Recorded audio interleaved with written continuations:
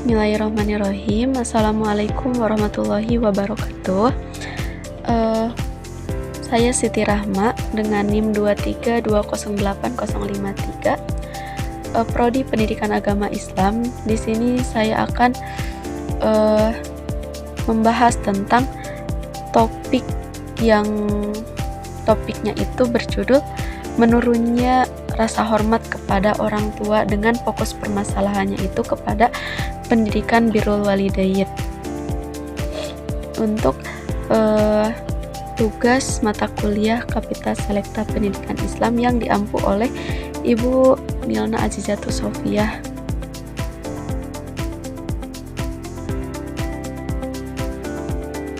Birrul walidain adalah baik, menghormati, menaati, serta menyayangi kedua orang tua selama tidak bertentangan dengan ajaran Allah Subhanahu wa Ta'ala.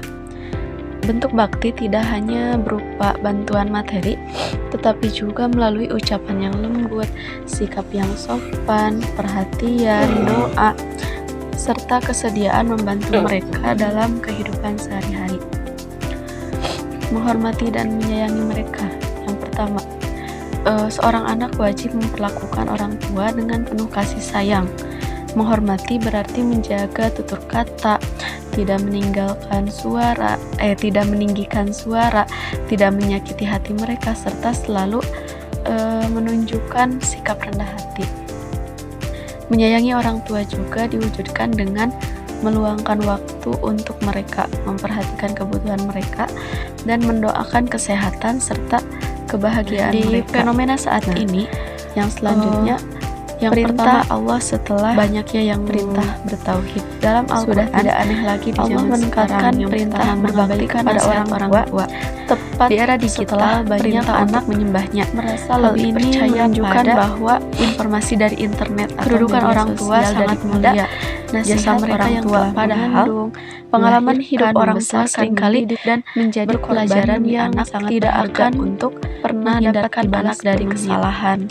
Yang kedua, selanjutnya anak membentuk bagian dari masih ditemukan dalam anak Islam. Yang berbicara dengan pendidikan Islam tidak hanya mengajarkan membentuk orang kepada Allah, tetapi juga keinginannya tidak terpenuhi. Membentuk akhlak yang baik ini bertentangan dengan sesama, terutama ajaran Islam, karena dapat orang tua melukai hati kepada orang tua dan mengurangi kebaikan. Anak yang terbiasa menghormati orang tua akan yang ketiga, mudah anak lebih sibuk bermain HP, teman, dan penggunaan gawai secara berlebihan membuat tumbuh menjadi interaksi antara anak dan orang tua semakin berkurang. Banyak anak lebih fokus pada media sosial atau permainan dibandingkan berbincang dengan keluarga, sehingga hubungan emosional menjadi lebih renggang.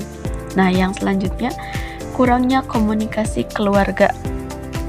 Kesibukan orang tua maupun anak menyebabkan waktu berkumpul semakin sedikit. Akibatnya muncul kesalahpahaman atau kurangnya rasa saling memahami, bahkan konflik dalam keluarga. Padahal komunikasi yang baik merupakan dasar terciptanya keluarga yang harmonis. Nah, yang selanjutnya ada penyebab dan dampaknya.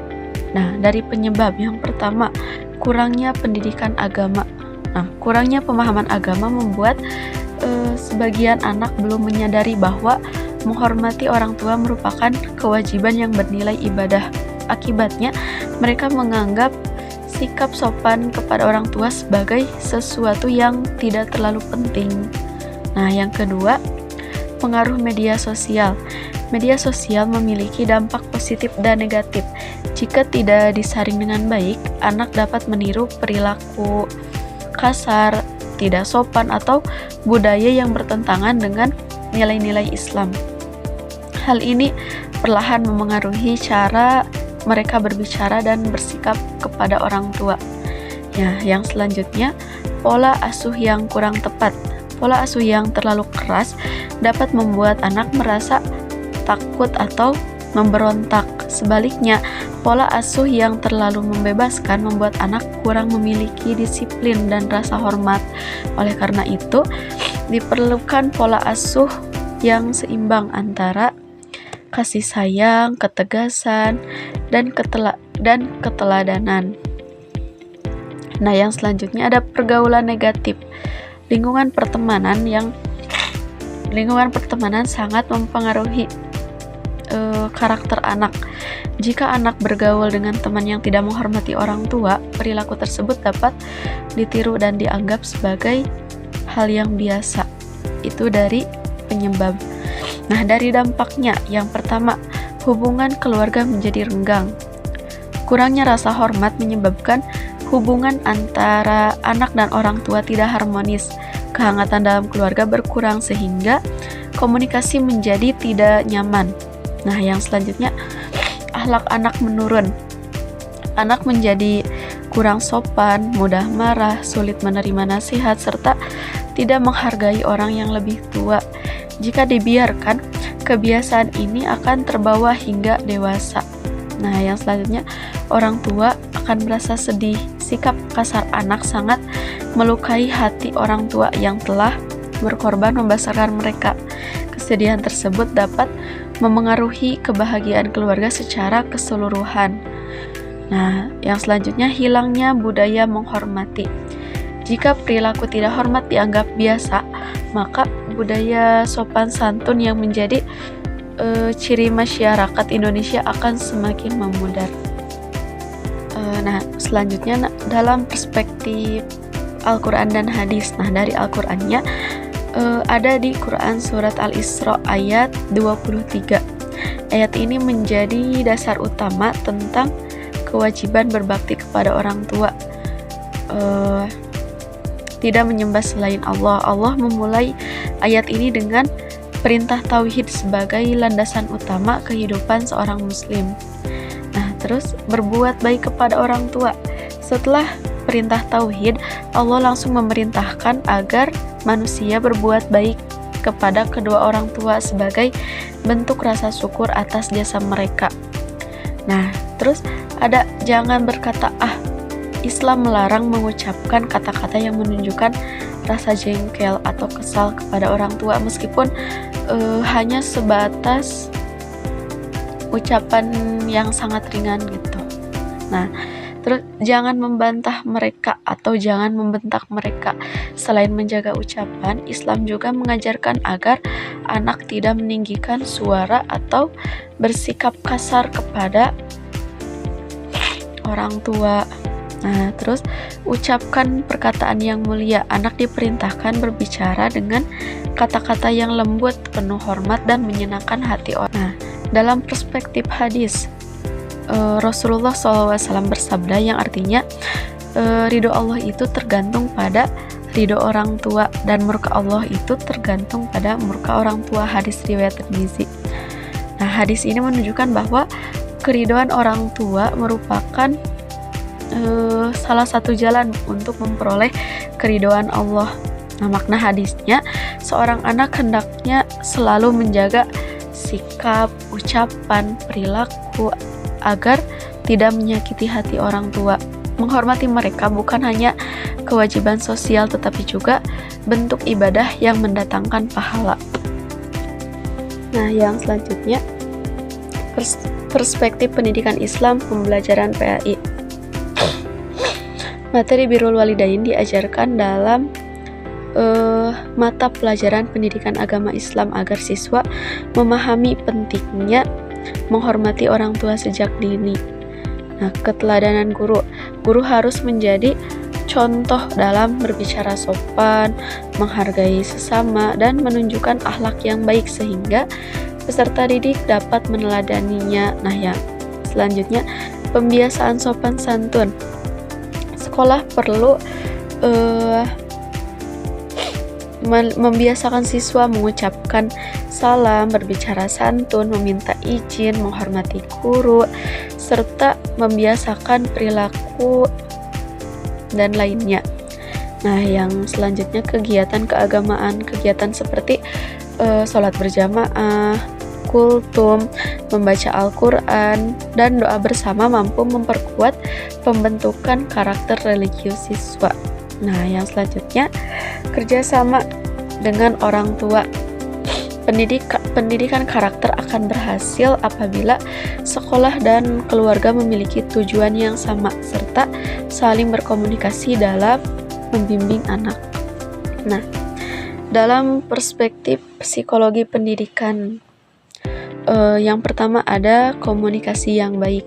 Komunikasi yang terbuka membuat anak merasa dihargai sehingga lebih mudah menerima nasihat dari orang tua.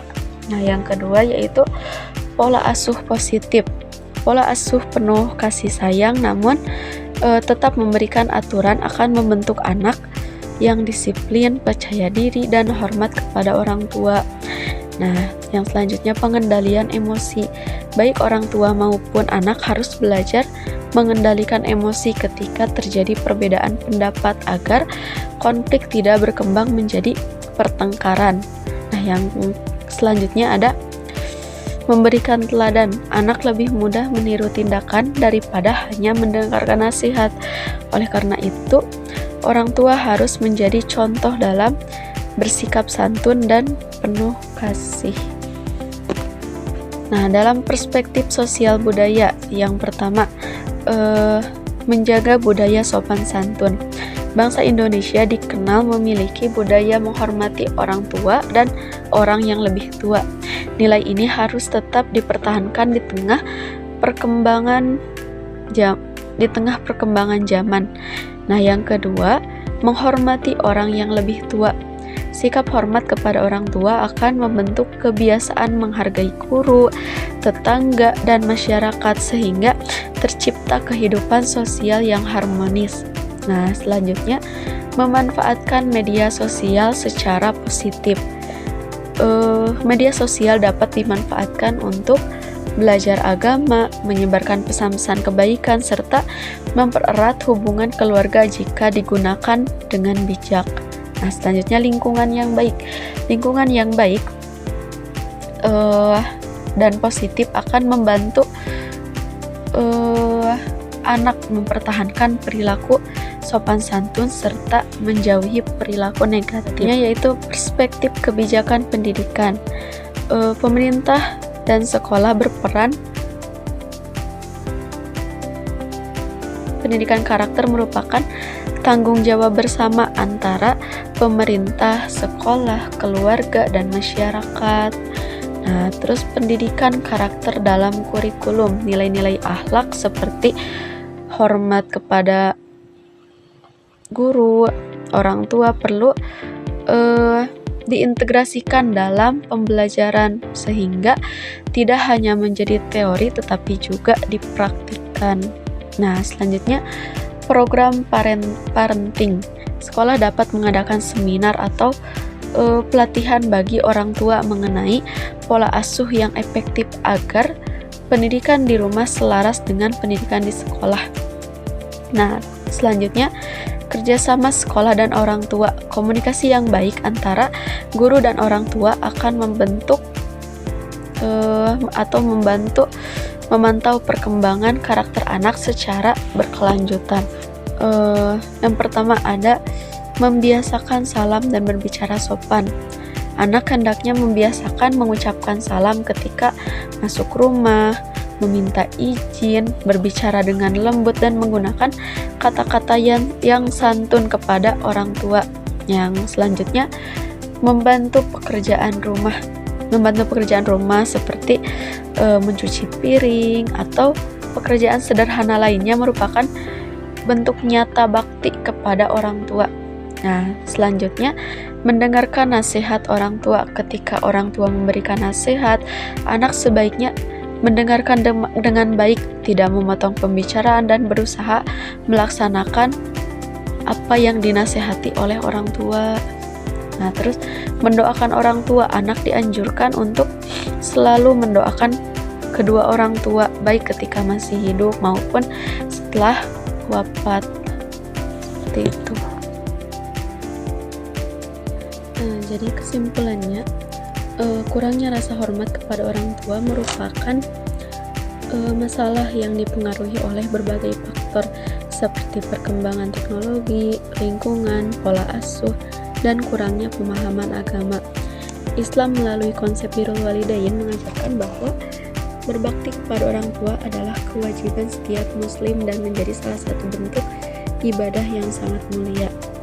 Penyelesaian masalah ini memerlukan kerjasama antara keluarga, sekolah, masyarakat, dan pemerintah melalui pendidikan agama, pendidikan karakter, pembinaan psikologis, pelestarian budaya, serta kebijakan pendidikan yang mendukung. Dengan demikian, diharapkan lahir generasi yang tidak hanya cerdas, tetapi juga memiliki akhlak mulia dan senantiasa menghormati kedua orang tuanya.